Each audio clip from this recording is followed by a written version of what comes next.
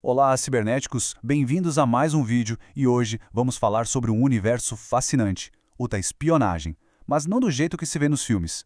Esquece os gadgets super secretos. Aqui, as pistas mais valiosas não estão trancadas às 7 chaves. Elas estão por aí, abertas para quem souber onde procurar.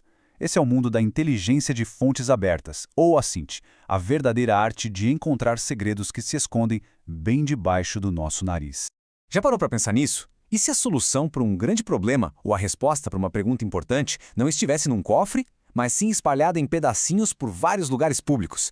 Tipo um quebra-cabeça gigante só esperando alguém para juntar as peças? Pois é, essa é exatamente a ideia por trás da OSINT. Beleza, então para a gente mergulhar de cabeça em OSINT, a gente tem que começar pelo começo, pela matéria-prima de tudo isso, as tais das fontes abertas. Mas afinal, o que faz uma fonte ser considerada aberta? O que isso significa na prática?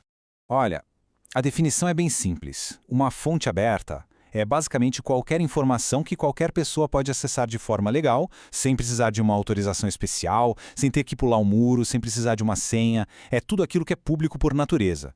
Esse é o alicerce de todo o trabalho. Para ficar ainda mais claro, vamos usar uma analogia. Pensa numa biblioteca pública. Qualquer um pode entrar, pegar um livro na prateleira e ler, certo? Isso é uma fonte aberta. Agora, pensa no seu diário pessoal, trancado na gaveta. O conteúdo ali é restrito, privado. Isso é uma fonte fechada. A OSINT só trabalha com a biblioteca. E aqui a gente vê exemplos do mundo real. Portais da transparência do governo, onde dá para consultar, por exemplo, quem recebe verbas do Bolsa Família. São fontes abertas. Perfis públicos em redes sociais, também. Agora, os bancos de dados internos da polícia?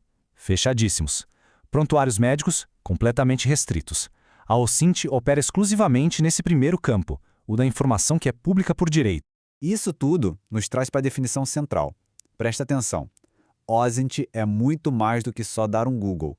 É uma disciplina, um método.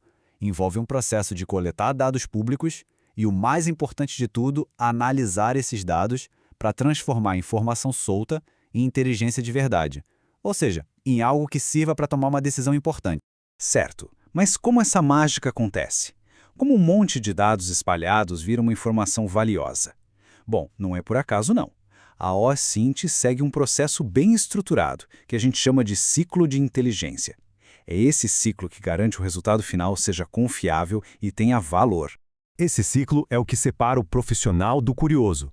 Primeiro, a coleta, que não é sair pegando tudo, mas sim fazer uma curadoria, uma seleção inteligente do que é relevante. Depois vem a análise, talvez a fase mais difícil. É aqui que é preciso deixar o eu acho de lado, lutar contra os próprios preconceitos e olhar para os dados de forma objetiva. Em seguida, a disseminação, para quem essa informação vai, como ela vai ser compartilhada. E por fim, a tomada de decisão, que é o grande objetivo de todo esse esforço. E para ajudar a gente, principalmente na fase de coleta, o material que a gente está usando como base traz este roteiro, que é praticamente um mapa do tesouro. Ele mostra um caminho estratégico para a gente não se perder nesse oceano de informações que é a internet.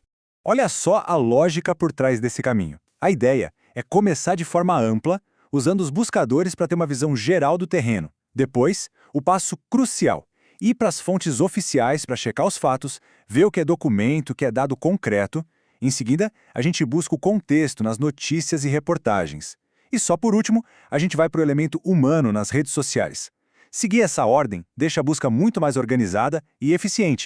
Tá bom. Tudo isso é muito interessante na teoria, mas e na prática? Onde a OSINT realmente faz a diferença no mundo real? Bom, as aplicações são gigantescas e provavelmente impactam a vida de todo mundo de um jeito ou de outro. Pensa só, jornalistas usam OSINT para descobrir grandes esquemas de corrupção. Empresas usam para analisar concorrentes ou checar o histórico de um candidato a uma vaga importante.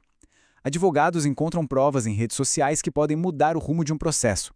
E a polícia pode, por exemplo, rastrear o crescimento do patrimônio de um suspeito, tudo com base em dados que já são públicos. É poderosíssimo. Mas é claro que nem tudo é tão simples assim. Viver na era da informação traz desafios enormes. E para quem pratica OSINT, esses desafios são ainda maiores. A mesma tecnologia que abre portas também cria novos muros, novas armadilhas. E aqui está o ponto central da discussão hoje em dia. O problema não é mais a falta de dados. O problema é o excesso. É uma verdadeira avalanche de informação todo santo dia. Como é que se separa o que é verdade do que é ruído? Como saber em qual fonte confiar quando existem milhões delas, muitas vezes dizendo coisas completamente opostas? E para complicar ainda mais, a gente entra na nova fronteira da desinformação. Essa citação do nosso material de base aponta para uma ameaça cada vez mais real: a inteligência artificial sendo usada para criar conteúdo falso.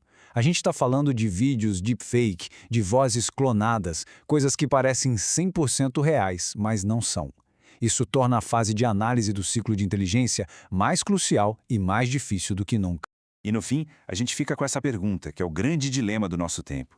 A OSINT nos dá as ferramentas, um mapa para navegar nesse oceano de dados públicos, mas conforme esse oceano fica maior e mais poluído com desinformação, a nossa capacidade de analisar, de checar e de separar o joio do trigo não é só uma habilidade técnica, é talvez a competência mais importante de todas. Se gostou do vídeo, não se esqueça de deixar seu comentário, curtir, compartilhar e, é claro, clica para se inscrever no canal. Até o próximo vídeo Cibernéticos.